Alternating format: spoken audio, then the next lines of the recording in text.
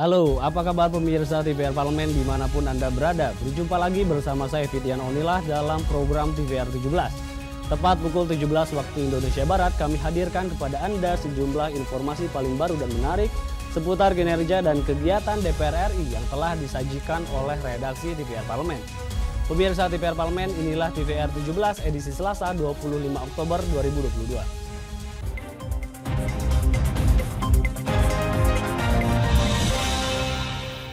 Mengawali berita pada sore hari ini, Komisi 8 DPR RI menilai mitigasi bencana di Indonesia perlu diperkuat untuk mengurangi resiko yang ditimbulkan. Tak hanya itu, Komisi 8 juga mendorong pemerintah untuk memperkuat program mitigasi bencana serta menggencarkan gerakan masyarakat sadar bencana untuk meminimalisir jatuhnya korban jiwa. Komisi 8 DPR RI mendorong pemerintah memperkuat program mitigasi bencana serta menggencarkan gerakan masyarakat sadar bencana guna meminimalisir jatuhnya korban jiwa ketika bencana alam terjadi. Ketua Komisi 8 DPR RI Ashabul Kahfi menilai mitigasi bencana perlu diperkuat karena bertujuan mengurangi resiko bencana termasuk upaya dalam membuat bangunan fisik yang bisa bertahan terhadap bencana saat gempa. Lebih lanjut, ia berharap kampung siaga bencana yang dicanangkan Kementerian Sosial memberikan pemahaman kepada masyarakat untuk selalu siap dalam menghadapi segala kemungkinan saat bencana datang. Hasil survei Kompas itu hanya 10% warga masyarakat kita itu yang tahu dan paham di dalam menghadapi bencana gitu kan. Bencana alam itu kan lebih pada fenomena alam itu kan yang terjadi. Olehnya itu perlu kesiapan. Disitulah peran mitigasi menurut saya. Antara lain di Kementerian Sosial itu kan ada yang namanya Kampung Siaga Bencana. Gitu kan. Kampung Siaga Bencana ini kan berbasis masyarakat. Gitu kan. Nah, melalui Kampung Siaga Bencana ini kita bisa melakukan edukasi. Kita bisa memberikan informasi kepada masyarakat untuk membangun kesadaran mereka. Sehingga ketika bencana mereka sudah tahu apa yang mereka harus lakukan. Gitu kan.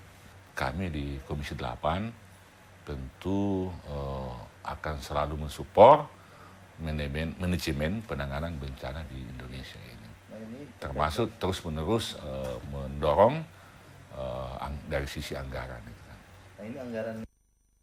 Ashabul Kahfi menambahkan, rancangan Undang-Undang Penanggulangan Bencana diharapkan dapat segera dibahas dan disahkan untuk memperkuat sistem manajemen bencana dan anggaran mitigasi bencana.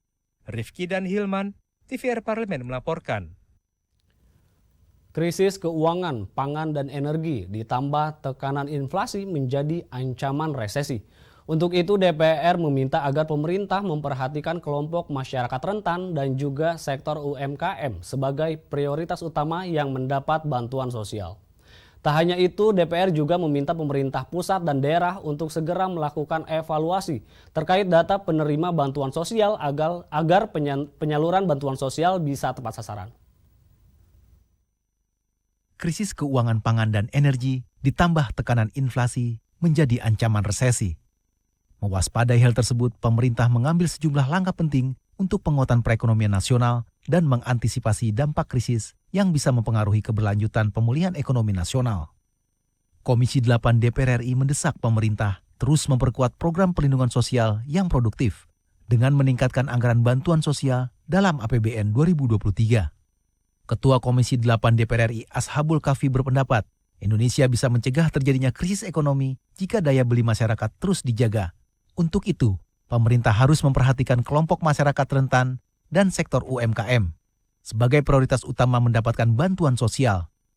Meski begitu, Ashabul mengimbau bantuan sosial yang diberikan pemerintah harus yang produktif dan bukan konsumtif, sehingga mendorong masyarakat meningkatkan kegiatan perekonomian sekaligus daya beli. Program-program ini cukup efektif ya, seperti bantuan-bantuan UMKM, kemudian kepada masyarakat yang tidak mampu melalui data DTKSK itu kan.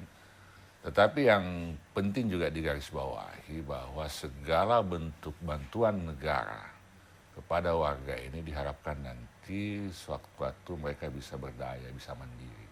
Karena kalau sifatnya konsumtif, ya kita memelihara orang miskin terus saja itu. Sama dengan memelihara kemiskinan kan. Ketua Komisi 8 DPR RI Ashabul Kahfi juga meminta pemerintah pusat dan pemerintah daerah segera melakukan evaluasi terhadap data penerima bantuan sosial, sehingga penyaluran bantuan sosial yang tidak tepat sasaran tidak terus-menerus terulang. Hilman dan Rifki, TVR Parlemen melaporkan. Beralih ke informasi berikutnya, dalam kunjungan kerja spesifik ke Balikpapan, Kalimantan Timur, Badan Legislasi DPR RI melakukan tinjauan penerapan Undang-Undang Nomor 18 Tahun 2008 tentang sampah, terutama rencana tata kelola sampah di wilayah ibu kota negara.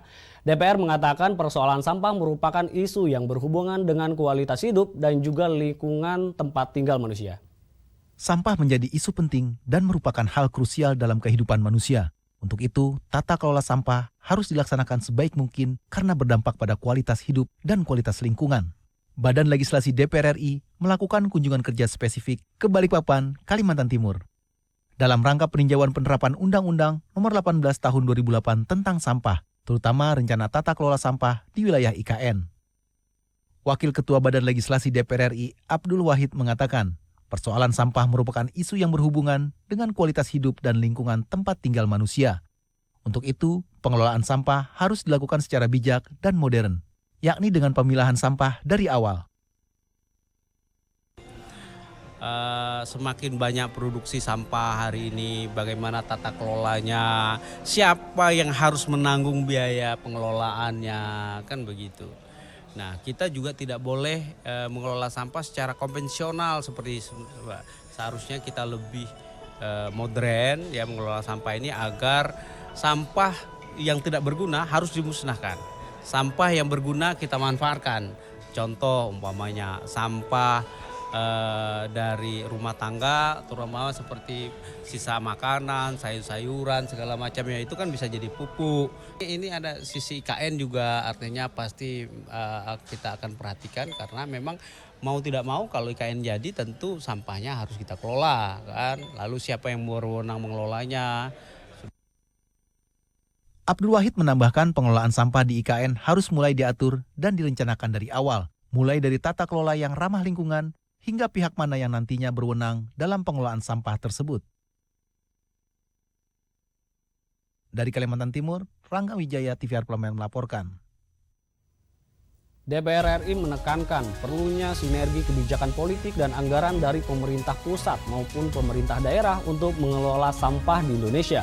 Informasinya saat lagi usai jeda berikut ini. Untuk itu tetaplah di TVR 17.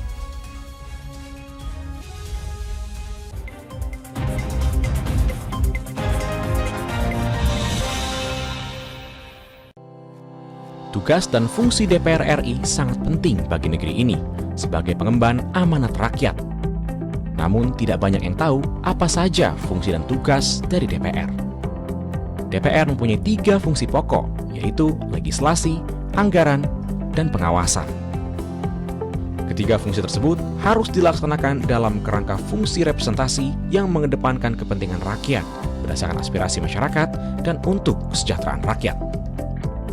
Dari fungsi legislasi, DPR RI mempunyai tugas dan wewenang untuk menyusun dan menetapkan program legislasi nasional bersama dengan pemerintah, menyusun dan membahas rancangan undang-undang, menerima rancangan undang-undang dari DPD, membahas rancangan undang-undang yang diusulkan oleh Presiden ataupun DPD, menetapkan undang-undang bersama dengan Presiden, menyetujui atau tidak menyetujui peraturan pemerintah pengganti undang-undang yang diajukan Presiden untuk ditetapkan menjadi undang-undang. Sementara, fungsi anggaran membahas dan memberikan persetujuan atau tidak memberikan persetujuan terhadap rancangan undang-undang tentang APBN yang diajukan Presiden, memperhatikan pertimbangan DPD atas rancangan undang-undang tentang APBN dan rancangan undang-undang terkait pajak, pendidikan, dan agama, menindaklanjuti hasil pemeriksaan atas pengelolaan dan tanggung jawab keuangan negara yang disampaikan oleh BPK, memberikan persetujuan terhadap pemindahan aset negara maupun terhadap perjanjian yang berdampak luas bagi kehidupan rakyat yang terkait dengan beban keuangan negara. Dan fungsi pengawasan, melakukan pengawasan terhadap pelaksanaan undang-undang, APBN, dan kebijakan pemerintah, membahas dan menindaklanjuti hasil pengawasan yang disampaikan oleh DPD terkait pelaksanaan undang-undang mengenai otonomi daerah, pembentukan, pemekaran, dan penggabungan daerah, pengelolaan sumber daya alam dan sumber daya ekonomi lainnya, pelaksanaan APBN, pajak, pendidikan, dan agama. Terima kasih. Video ini dipersembahkan oleh TV dan Radio Parlemen, Biro Pemerintahan Parlemen, Sekretariat Jenderal, dan Badan Keahlian DPR RI.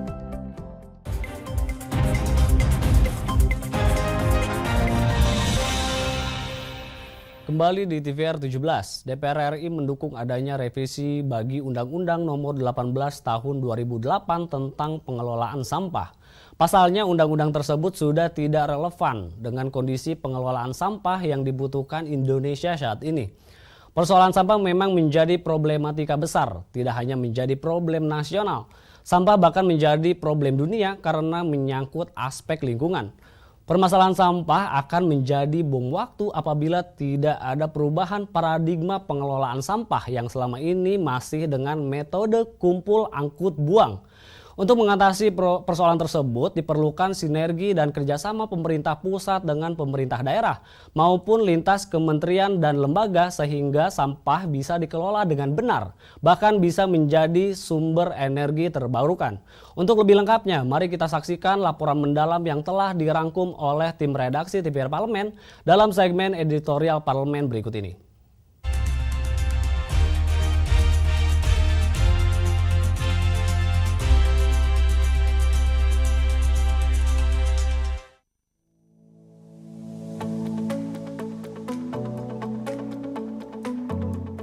Berdasarkan data Ditjen Pengelolaan Sampah, Limbah dan B3 Kementerian LHK, dari total 70 juta ton sampah di Indonesia pada tahun 2022, sekitar 24% atau 16 juta ton sampah tidak dikelola dengan baik.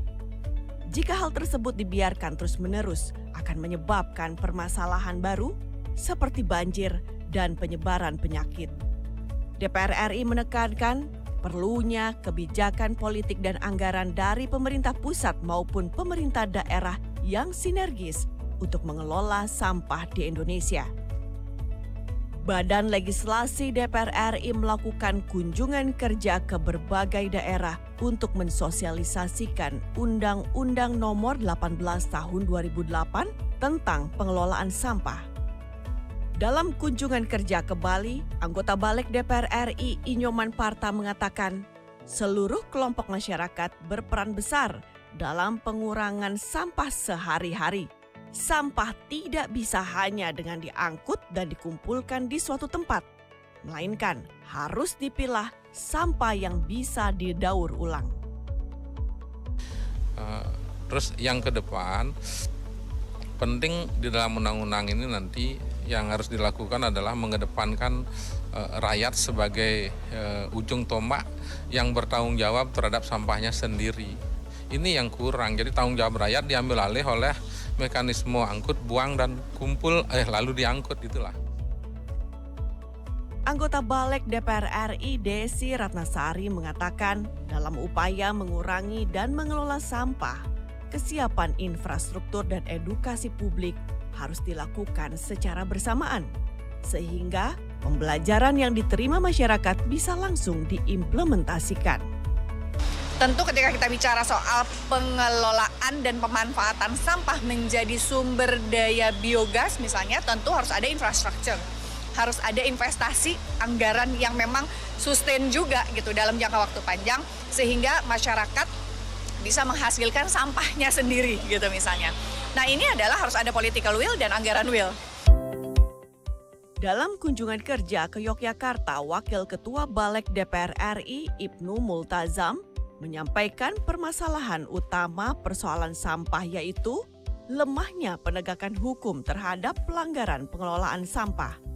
Untuk itu Ibnu mendorong agar aparat penegak hukum yang bertanggung jawab terhadap pengelolaan sampah dimasukkan ke dalam undang-undang agar bisa leluasa mengambil tindakan. Serta tambahannya perlu adanya penegakan hukum. Siapa yang melakukan penegakan hukum itu? Bahkan dari Kajari tadi menyampaikan karena ini tindak pidananya tipiring, itu cukup Satpol PP dibantu oleh kepolisian dan kejaksaan. Sementara itu, anggota Balik DPR RI Darori Wonodipuro menambahkan, persoalan kelembagaan dalam Undang-Undang Pengelolaan Sampah perlu diperbaiki untuk memperjelas stakeholder mana yang bertanggung jawab atas penanganan sampah di Indonesia. Nah, tadi banyak usulan-usulan permasalahan apakah masalah yang dimasalahkan, masalah kelembagaannya, siapa sebenarnya yang mengatur sampah ini. Seperti di negara-negara lain jelas ada polisi, kalau di Indonesia kan ada bilang Satpol PP dan sebagainya, itu yang belum diatur secara jelas. Persoalan sampah juga menjadi perhatian Komisi 5 DPR RI. Dalam kunjungan kerja ke Kabupaten Bandung, Wakil Ketua Komisi 5 DPR RI, Robert Rau menyatakan diperlukan upaya inovatif dan komprehensif dalam mengatasi persoalan sampah. Salah satunya dengan pemanfaatan TPST sebagai kantong-kantong pengelolaan sampah serta memperkuat edukasi pemanfaatan sampah terhadap masyarakat di daerah. Dengan kehadiran TPST ini nanti menjadi role model ke depan, ya kan, percontohan ke depan agar nanti kota-kota besar itu semua kalau bisa hadir TPST di tingkat kabupaten kota. Untuk merealisasikan hal-hal tersebut diperlukan sinergi dan kerjasama pemerintah pusat dengan pemerintah daerah sehingga sampah bisa terkelola dengan benar, bahkan bisa menjadi sumber energi terbarukan. Perusahaan juga harus dibebankan tanggung jawab untuk menghasilkan produk-produk yang ramah lingkungan agar tidak terus menghasilkan sampah yang bisa mengancam kehidupan umat manusia. Tim Liputan TVRI Parlemen melaporkan.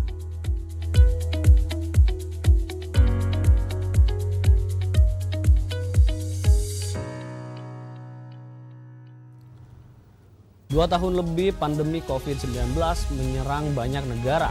Namun kini sudah mulai terlihat adanya tanda-tanda penurunan kasus yang terjadi di beberapa wilayah termasuk di Indonesia. Siapkah Indonesia bertransisi dari pandemi menuju endemi? Informasinya saat lagi, untuk itu jangan kemana-mana, tetaplah di TVR 17.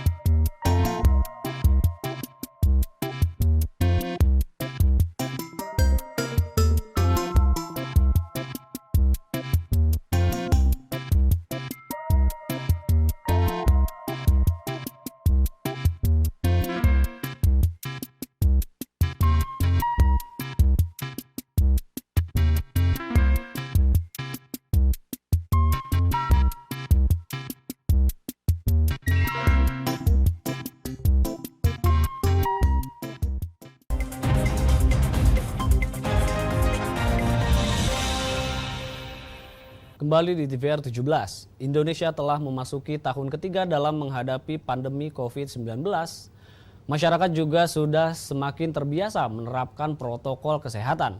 Pemerintah melalui Kementerian Kesehatan pun telah mengagendakan perubahan status COVID-19 dari pandemi menuju endemi. Sudah siapkah Indonesia menyongsong perubahan tersebut? Untuk mengetahui bagaimana tanggapan anggota Dewan, berikut wawancara rekan kami Alfat Rizky dengan anggota Komisi 9 DPR RI. Baik pemirsa TVR Parlemen dimanapun Anda berada, saat ini saya melaporkan dari depan ruang sidang Komisi 9 DPR RI dan seperti yang diketahui bahwa baru-baru ini Dirjen WHO itu menyatakan bahwa pandemi itu sudah akan berakhir di depan mata dan juga sudah ada negara yang menyatakan endemi yaitu Amerika Serikat. Nah, bagaimana tentang Indonesia? Saat ini saya sudah bersama dengan salah satu anggota Komisi 9 DPR RI, Bapak Saleh Partawanan Daulay dari fraksi Partai Amanat Nasional untuk daerah pemilihan Sumatera Utara 2. Nah, Bapak, bagaimana Pak tanggapannya terkait dengan kesiapan Indonesia ini menuju ke endemi, Pak? Ya, sebetulnya kalau Indonesia sejak beberapa bulan terakhir ini itu sudah ada semacam keinginan ya untuk mengakhiri pandemi ini. Jadi kalau bisa memang masyarakat menginginkan aturan-aturan yang diberlakukan selama pandemi ini sudah mulai dilonggarkan, sehingga dengan demikian aktivitas sosial ekonomi dan budaya masyarakat itu sudah bisa kembali normal seperti biasa. Dan saya kira prakteknya juga sekarang sudah mulai ya sangat dilonggarkan.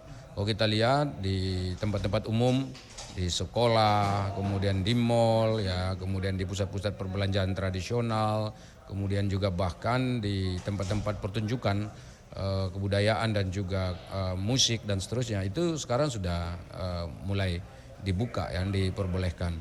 Dan karena itu sekarang tinggal bagaimana saya kira pemerintah mengatur lagi nih secara baik bagaimana agar pandemi ini tidak kembali lagi kepada kita. Jadi kalaupun nanti aturannya sudah kembali seperti biasa atau katakanlah dirubah menjadi endemi, jadi penyakit ini tidak datang lagi ke kita gitu. Nah, untuk menyongsong perubahan tersebut saya kira pemerintah sudah mulai bekerja ya untuk membuat aturan-aturan baru itu. Jangan nanti misalnya secara internasional WHO sudah mengumumkan ini sudah endemi, sementara di kita belum siap. Nah, ini saya kira hanya pada tataran aturan yang perlu dipertegas oleh pemerintah kita itu. Dan memang untuk menetapkan status ini endemi atau pandemi atau perubahan pandemi menjadi endemi itu memang harus dilakukan oleh WHO, tidak bisa oleh negara kita sendiri. Jadi negara kita nggak bisa mengatakan kalau kita sudah endemi, meskipun kita merasa ini sudah biasa saja gitu, tapi tentu untuk berkoordinasi secara internasional atau secara global maka WHO masih tetap memiliki peranan penting. Pak, kalau melihat dari kesiapannya untuk Indonesia saat ini, menurut Bapak apakah Indonesia ini sudah siap untuk menuju ke endemi, Pak? Saya kira kita sudah siap karena masyarakat ini hampir 2 tahun terakhir ini kan sudah katakanlah berjibaku ya menghadapi pandemi bergotong royong. Bahkan menurut saya dibandingkan negara lain ya, Indonesia ini masih jauh lebih tertib, lebih waspada. Jadi kesadarannya terhadap penyakit ini sangat tinggi sekali. Kalau saya lihat di beberapa negara lain itu malah justru orang sekarang udah jarang sekali yang pakai masker. Ini kita masih pakai masker, saya sebetulnya masih pakai masker, ini cuma karena kita lagi sedang wawancara maka saya buka. Nah, kalau di negara lain malah sudah tidak ada. Kemarin kita lihat di beberapa negara itu malah di bandara-bandara udara itu malah maskernya sudah dilepas. Nah, kalau kita kan kesadaran itu masih tinggi sekali. Nah, ini kan modal kita bahwa kesadaran ini akan membuat masyarakat kita terhindar dari penyakit ini. Nanti tentu akan muncul lagi kebiasaan cuci tangan, menjaga jarak, kemudian menghindari kerumunan keramaian yang nggak perlu. Kemudian ya tentu tetap kalau perlu ya selama memungkinkan ya kita tetap memakai masker di banyak tempat. Jadi ini modal kita untuk menghadapi perubahan status dari pandemi menjadi endemi. Terakhir dari saya Pak, bagaimana koordinasi dari Komisi 9 DPR RI dengan pihak pemerintah untuk mempersiapkan Indonesia ini sudah akan beralih ke pandemi ke endemi ini Pak, supaya juga nanti setelah menjadi endemi juga lonjakan itu tidak terjadi lagi Pak. Jadi kita sekarang kan sedang membahas anggaran, jadi kita tentu salah satu aspek yang fundamental dari pelaksanaan pelayanan kesehatan masyarakat itu adalah anggaran. Jadi tentu dalam rangka menyikapi perubahan itu kita akan membicarakan hal ini secara serius dengan pihak Kementerian Kesehatan, yaitu anggaran-anggaran yang mereka butuhkan. Tadi kan kita mendesak mereka buat regulasinya, kemudian anggarannya kita dukung. Kemudian yang ketiga tentu kami juga akan siap untuk melakukan pengawasan-pengawasan terhadap kinerja yang dilakukan oleh pemerintah. Dan mudah-mudahan ya apa yang kita harapkan bersama bahwa kita bisa bangkit lagi, tumbuh lebih cepat, bangkit lebih kuat, itu bisa kita peroleh secara bersama. Terima kasih Pak Saleh atas waktunya. Baik pemirsa TVR Parlemen, itulah tadi wawancara saya dengan salah satu anggota Komisi 9 DPR RI, Bapak Saleh Partaudiandale. Terima kasih atas perhatian Anda. Kembali ke studio. Baik, selanjutnya pemirsa, apa saja yang menjadi topik perbincangan di media online pada hari ini? Usai jeda tetaplah di TVR 17.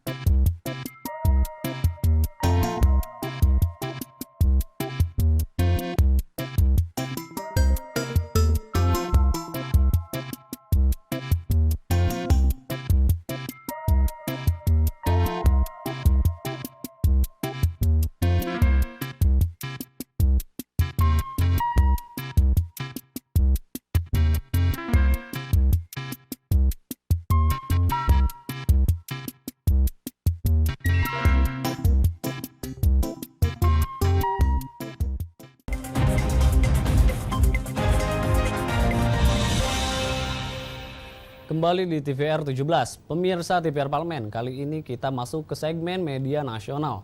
Mari kita simak isu apa saja yang menjadi sorotan media serta tanggapan dari sejumlah anggota Dewan bersama rekan kami Elisa Purba.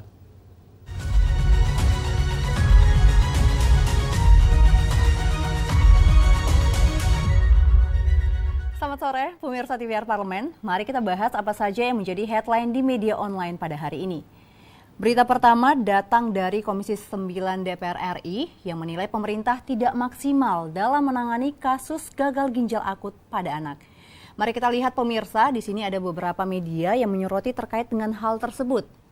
Salah satunya adalah anggota Komisi 9 DPR RI Saleh Partaudiandale yang menilai pemerintah belum maksimal menangani kasus gangguan ginjal akut progresif atipikal yang menyerang anak-anak. Saleh menyayangkan sikap pemerintah yang kurang maksimal dalam menangani kasus ini dan terkesan saling menyalahkan antara Kementerian Kesehatan dengan Badan Pengawas Obat dan Makanan atau Badan POM. Di sini Saleh meminta Kementerian Kesehatan segera mencari obat gagal ginjal akut ini. Jika sudah ditemukan, maka harus segera diberikan kepada pasien. Jangan berlama-lama agar tidak jatuh korban semakin banyak. Dan sementara itu Saleh menilai bahwa Badan POM perlu mengumumkan hasil pemeriksaan terhadap kandungan obat sirup yang diduga menjadi penyebab gagal ginjal akut ini pemirsa. Karena menurut Saleh, Badan POM kurang melakukan pengawasan obat yang beredar di pasaran. Juga Kemenkes dan Badan POM diminta jangan terburu-buru memusnahkan obat yang disita, tetapi harus menjelaskan dan mengklarifikasi status obat yang diduga menjadi penyebab dari gagal ginjal akut pada anak ini. Hal ini tentu ditujukan agar produsen obat tidak dirugikan. Dan Saleh juga meminta polisi perlu turun tangan nih untuk membantu Kemenkes dan Badan POM dalam melakukan penyelidikan. Jika terbukti ada kesalahan dan unsur kesengajaan, maka harus ada tindakan tegas. Nah pemirsa, sementara itu bisa Anda lihat juga di layar kaca Anda ada anggota Komisi 9 DPR RI lainnya, Alifuddin, yang meminta agar kinerja Badan POM dievaluasi. Karena Badan POM merupakan salah satu lembaga yang harus bertanggung jawab nih atas kasus gagal ginjal akut pada anak. Menurut Alifuddin, jika Badan POM melakukan tugasnya dalam pengawasan obat dan makanan secara maksimal, tentu kejadian obat sirup yang diduga sebagai penyebab gagal ginjal akut pada anak ini bisa ditekan. Nah, akan tetapi dia mengatakan bahwa fakta di lapangannya itu berbeda. Nyatanya, obat sirup yang beredar di masyarakat ternyata mengandung senyawa etilen glikol yang berbahaya jika melewati ambang batas. Tentunya pemirsa, evaluasi diperlukan untuk mengusut tuntas persoalan gagal ginjal akut pada anak ini sampai ke akarnya. Karena menurut Alifuddin, hal itu dilakukan agar persoalan kandungan berbahaya dalam obat yang beredar di masyarakat tentunya tidak terulang kembali. Nah pemirsa, berita selanjutnya yang menjadi headline di media online pada hari ini adalah dari berita Komisi 3 DPR RI yang mengapresiasi penghentian pungli di institusi Polri. Mari pemirsa kita lihat beberapa headline di media online terkait dengan hal ini. Ada instruksi Kapolri Jenderal Listio Sigit Prabowo terkait penghentian pungutan liar atau pungli di lingkungan Polri yang mulai mendapat apresiasi dari berbagai pihak. Nah, di sini Kapolri Jenderal Listio Sigit Prabowo meminta agar seluruh jajaran Polri ikut prihatin dengan kondisi yang serba sulit saat ini. Karena menurutnya, saat ini menurunnya tingkat kepercayaan masyarakat pada institusi keamanan ini menjadi salah satu dorongan tentunya untuk membuat terobosan baru.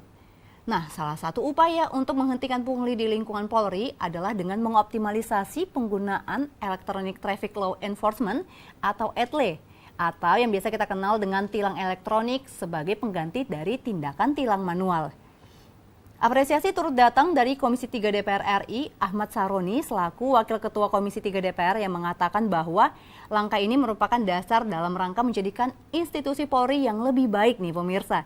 Karena strateginya dengan mengubah kebiasaan buruk, mental dan juga karakter dari anggotanya. Nah di sini juga disebutkan Ahmad Saroni menyatakan bahwa ia sependapat dengan pernyataan Kapolri bahwa praktik pungli yang terjadi selama ini justru menghambat dan memperumit pekerjaan di tubuh Polri itu sendiri. Nah, Saroni merasa yakin jika instruksi itu dijalankan dengan baik, maka kepercayaan masyarakat terhadap kepolisian akan kembali meningkat. Nah, tentu saja pemirsa bahwa upaya optimalisasi ETLE sebagai pengganti tindakan tilang manual ini adalah salah satu cara untuk mengembalikan kepercayaan masyarakat pada institusi Bayangkara ini. Tentu kita tahu bahwa setelah serangkaian masalah yang dihadapi oleh institusi Polri yang mengakibatkan menurunnya kepercayaan masyarakat, sangat perlu upaya lebih agar kepercayaan tersebut dapat kembali seperti semula. Sementara itu pemirsa, menurut pengamat kepolisian Bambang Rukminto, ia menilai upaya bersih-bersih di internal Polri ini harus dimulai dari praktik pungli terkait jabatan yang perlu dipraktikkan dari lingkaran terdekat Kapolri Jenderal Listio Sigit Prabowo. Dia menilai Polri harus serius nih membenahi sistem promosi jabatan dengan menerapkan sistem merit atau mengutamakan kompetensi hingga integritas. Nah, Bambang mengatakan agak mustahil nih jika praktik pungli terkait jabatan di tubuh Polri bisa benar-benar hilang kalau sistem promosi tidak segera dibenahi dan menutup celah yang bisa dimanfaatkan untuk kong kali kong. Nah, Bambang menilai peringatan Kapolri Jenderal Listio Sigit Prabowo supaya menghilangkan budaya pungli atau setoran terkait jabatan ini bisa berjalan asal dicontohkan oleh para pejabat tingginya. Bagaimana menurut pemirsa? Nah, itu tadi headline di media online pada hari ini pemirsa, yaitu berita dari Komisi 9 DPR RI yang menilai pemerintah tidak serius dalam menangani kasus gagal ginjal akut. Juga berita dari Komisi 3 DPR RI yang mengapresiasi penghentian pungli di institusi Polri. Kembali ke rekan Fitian.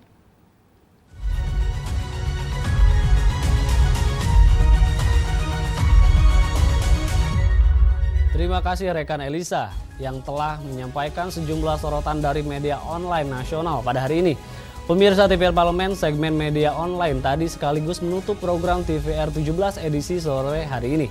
Jangan lupa kembali kami ingatkan virus COVID-19 masih ada, untuk itu terus taati protokol kesehatan dimanapun Anda berada. Saya Fitian Aunillah beserta seluruh kru TVR Parlemen yang bertugas mengucapkan terima kasih dan undur diri dari hadapan Anda. TVR Parlemen, referensi Indonesia.